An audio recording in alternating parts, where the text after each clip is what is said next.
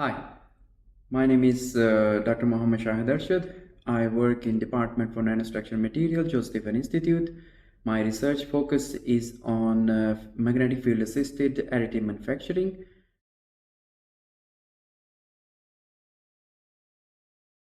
We have developed a FDM based 3D printer which enables printing of complex shape polymer bonded magnets, as well as we have integrated electromagnets which allows to control the magnetization orientation of the particles inside the polymer bonded magnet.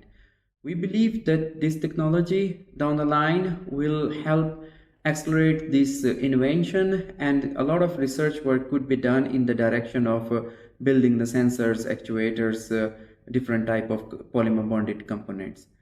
We believe our technology have already matured enough.